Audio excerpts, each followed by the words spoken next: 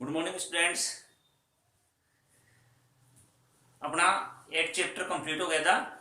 9th और 10th chapter है वो अपने सिलेबस में नहीं है। वैसे थे भी वो छोटे छोटे चैप्टर एक एक दिन के, लेकिन उन्होंने उनको सिलेबस से हटा दिया गया है। तो अपना जो चैप्टर 11 है, 12 है, 13 ये अपने चैप्टर में है, सिलेबस में है। तो इनका हम अध्ययन करते हैं। देखो, जो अपना चैप्टर 11 है, चैप्टर 11 वीडियो नंबर 1, ठीक है।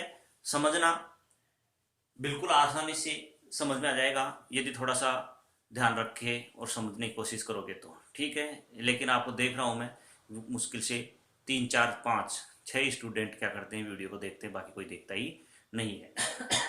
ठीक है, तो देखें, जब तक स्कूल नहीं खुलती है तब तक अपना यही एकमात्र साधन है जिसके द्वारा क्या कर सकते हैं, अध्ययन कर सकते हैं। ठीक है, आप 1 बार 2 बार 3 बार देखो, आसानी से समझ में आ जाएगा। ठीक है, चैप्टर 11 में स्टार्ट करने से पहले कुछ चैप्टर 9 की बातें हैं जो अपने 11th चैप्टर में काम आएगी। ठीक है, और हो सकता है शायद क्वेश्चन भी आपसे पूछ लिया जाए इसमें, क्योंकि सिलेबस से तो हटा दिया, लेकिन कुछ चीजें हैं जो 11th चैप्टर में 12th चैप्टर में काम आएगी। ठीक है, इसलिए आप इस चीज का ध्यान रखें। ठीक है, 11th चैप्टर वीडियो नंबर 1। अब देखो, सबसे पहले है आगम। आगम किसे कहते हैं? आगम किसे कहते हैं? आगम को इंग्लिश में बोलते हैं रेवेन्यू। आगम को आय भी कहते हैं। आपको एग्जाम में क्वेश्चन आ जाए 1 नंबर में कि आगम से क्या तात्पर्य है या आगम किसे कहते हैं, तो आप कंफ्यूज नहीं। आगम का तात्पर्य रेवेन्यू यानी आय से है। ठीक है, और आय क्या होती है? यानी किसी भी वस्तु की कीमत को उसकी जो उत्पादित मात्रा है उससे गुणा करने के फलस्वरूप जो आय प्राप्त होती है उसे क्या कहते हैं? आगम। यानी किसी वस्तु की कीमत को उस वस्तु की उत्पादित मात्रा से गुणा करने के फलस्वरूप जो हमें आय प्राप्त होती है वही क्या कहलाती है? आय अर्थात आगम कहलाती है। अब ये जो आगम होती है, ये मुख्य रूप से कितने प्रकार की होती है? 3 प्रकार की होती है। आगम होती है वो कितने प्रकार की होती है? 3 प्रकार की होती है। एक होती है कुल आगम, एक होती है औसत आगम और एक होती है सीमांत आगम। कुल आगम किसे कहते हैं?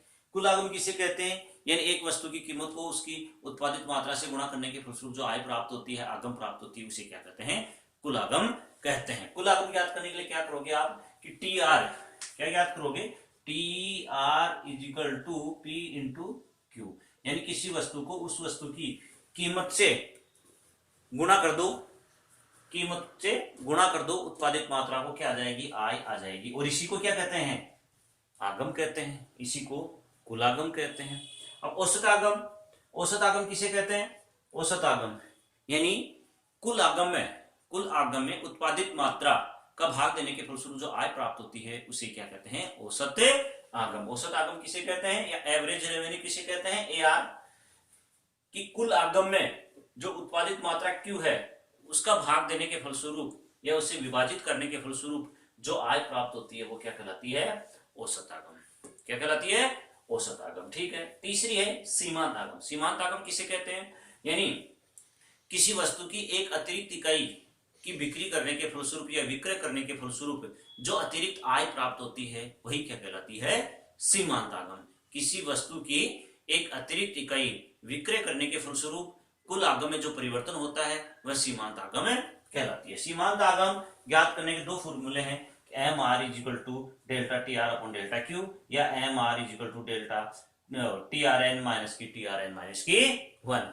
ठीक है, यानी किसी वस्तु की एक अतिरिक्त इकाई विक्रय करने के फलस्वरूप कुल आय में जो परिवर्तन होता है उसे क्या कहते हैं? सीमांत आय, मार्जिनल रेवेन्यू कहते हैं।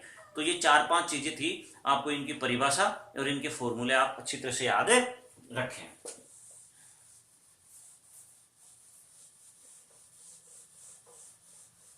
ठीक है, एक बार 2 मिनट में वापस रिपीट कर देता हूं। सबसे पहले तो आपको क्या याद करना है इसमें? आगम। ठीक है, दूसरी है इसमें कुल आगम यानी टी आर, तीसरी है एम आर, चौथी है इसमें ए आर, 3 होती है ये टी आर, एम आर और A R. T R, A R, M R. आगम किसे कहते हैं? यानी किसी वस्तु की कीमत को उसकी उत्पादित मात्रा से गुणा करने के फलस्वरूप जो आय प्राप्त होती है उसे आगम कहते हैं। फिर आती है टी आर। टी आर किसे कहते हैं? पी इंटू क्यू यानी किसी वस्तु की कीमत को उत्पादित मात्रा से गुणा करने के फलस्वरूप जो कुल आय प्राप्त होती है। ठीक है, एम आर किसे कहते हैं, किसी वस्तु की एक अतिरिक्त इकाई विक्रय करने के फलस्वरूप किसमें परिवर्तन होता है, टी आर में जो परिवर्तन होता है, यानी कि इकाई में परिवर्तन होने के फलस्वरूप टी आर में परिवर्तन होता है, जिससे क्या होता है एम आर कहते हैं। ठीक है, अगला होता है इसमें ए आर। ए आर क्या होता है, किसी वस्तु की विक्रय की गई मात्रा से जो कुल आय प्राप्त होती है, उस कुल आय में जो उत्पादित मात्रा होती है उसे विभाजित करने के फलस्वरूप जो आय प्राप्त होती है उसे औसत आय कहते हैं, एवरेज रेवेन्यू कहते हैं। ठीक है, ये थी अपने 11 चैप्टर के लिए कुछ बेसिक बातें जो मैंने आपको बता दी है। इनकी परिभाषा फॉर्मूला आप याद कर लेना। आगम किसे कहते हैं, कुलागम किसे कहते हैं, सीमांतागम किसे कहते हैं, औसतागम किसे कहते हैं, इनके आप फॉर्मूले भी याद कर लेना। इसके बाद में अपना चैप्टर है 11th चैप्टर का नाम है बाजार। चैप्टर का नाम है, वैसे तो दे रखा है इसमें पूर्ण प्रतियोगिता बाजार, लेकिन बाजार किसे कहते हैं, बाजार देखो बाजार किसे कहते हैं। बाजार का तात्पर्य उस संपूर्ण, सामान्यतः देखा जाता है तो क्या कहते हैं कि जहां भी क्रेता और विक्रेता मिलते हैं उसे बाजार कहते हैं, लेकिन अर्थशास्त्र में बाजार शब्द का तात्पर्य ये नहीं है। अर्थशास्त्र में बाजार शब्द का तात्पर्य उस संपूर्ण क्षेत्र से लगाया जाता है जहां क्रेता और विक्रेता स्वतंत्र और प्रतिस्पर्धात्मक संबंध बनाए रखते हैं। वो हो सकता है एक स्थान भी हो सकता है, ऑनलाइन भी हो सकता है। ठीक है, क्योंकि आप घर बैठे कोई वस्तु खरीदते हो तो भी आप क्रय विक्रय तो करते हो, या बेचते हो क्रय विक्रय करते हो, तो वो भी तो क्या है, एक बाजार ही है। तो बाजार किसे कहते हैं, बाजार का तात्पर्य उस संपूर्ण क्षेत्र से है जहां क्रेता और विक्रेता के मध्य स्वतंत्र प्रतिस्पर्धात्मक संबंध पाया जाता है, उसे क्या कहते हैं, बाजार कहते हैं। अपने को जो पहला पैराग्राफ दे रखा है इसमें से कुछ याद नहीं करना, सिर्फ 2 लाइन याद करनी है, बाजार से क्या तात्पर्य है। ठीक है, बाजार का तात्पर्य उस संपूर्ण क्षेत्र से है जहां क्रेता और विक्रेता स्वतंत्र प्रतिस्पर्धात्मक संबंध बनाए रखते हैं, उसे बाजार कहते हैं। अब जो बाजार होता है उसको अलग अलग श्रेणियों में क्या कर रखा है, विभाजित कर रखा है। अलग अलग श्रेणियां कौन कौन सी हैं, एक तो क्षेत्र के आधार पर, देखो ये जो बाजार है इस बाजार को कितने भागों में, एक है क्षेत्र के आधार पर बाजार का प्रकार, ठीक है, दूसरा है क्षेत्र के आधार पर, एक है वस्तु के आधार पर, वस्तु के आधार पर, एक है श्रेणी के आधार पर, वस्तु के आधार पर, एक है इसमें श्रेणी के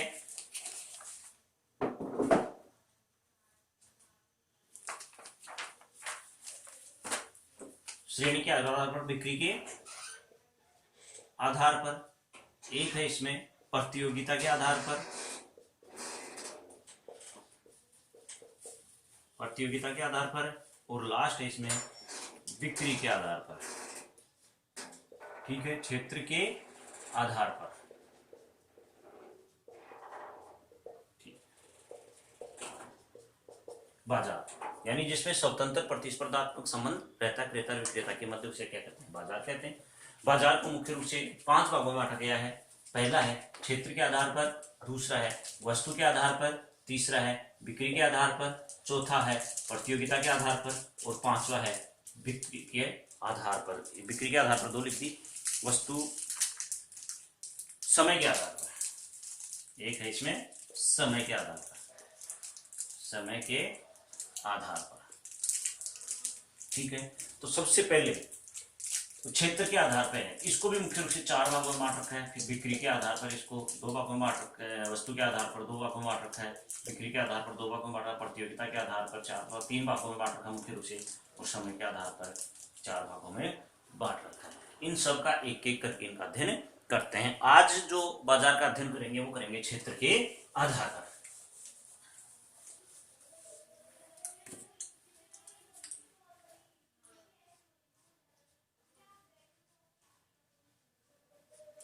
क्षेत्र के आधार पर बाजार, क्षेत्र के आधार पर जो बाजार होता है उसको मुख्य रूप से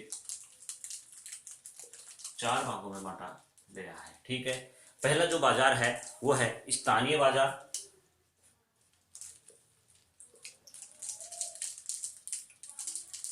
स्थानीय बाजार।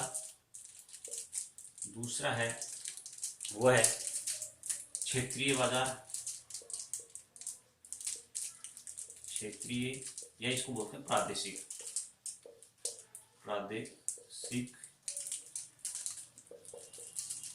बाजार।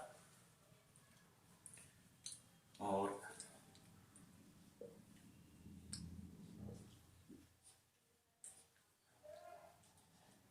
तीसरा है इसमें राष्ट्रीय बाजार।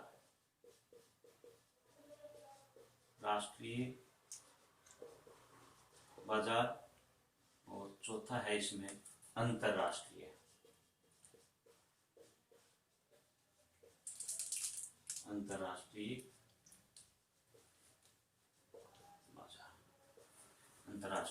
बाजार। ठीक है, क्षेत्र के आधार पर बाजार के प्रकार। क्षेत्र के आधार पर जो बाजार है, यानी क्षेत्र के आधार पर, क्षेत्र विशेष के आधार पर, ठीक है, इसके आधार पर बाजार को मुख्य रूप से 4 भागों में विभाजित किया गया है। स्थानीय बाजार, क्षेत्रीय बाजार जिसको प्रादेशिक बाजार भी कहते हैं, राष्ट्रीय बाजार और लास्ट है अंतरराष्ट्रीय बाजार। ठीक है, अब देखो इसमें स्थानीय, किसी एक वस्तु के क्रेताओं और विक्रेताओं का यदि विस्तार है, यदि स्थानीय बाजार वह बाजार, आपको लिखना कैसे है एग्जाम में ध्यान रखना, स्थानीय बाजार वह बाजार है जिसमें क्रेताओं और विक्रेताओं का जो विस्तार है, फैलाव है, वो एक स्थान विशेष तक होता है, तो इस प्रकार के बाजार को स्थानीय बाजार कहते हैं। जैसे इस श्रेणी में जो बाजार आते हैं वो मुख्य रूप से जैसे फल बाजार है, सब्जी बाजार है, मछली बाजार है, या कोई और छोटा मोटा जो बाजार होता है वो इस श्रेणी के अंतर्गत आते हैं। ठीक है, और इस प्रकार का जो बाजार होता है, जैसे शीघ्रनाशी जो वस्तु होती है, यानी ऐसी वस्तुएं जो शीघ्र ही नष्ट हो जाती है,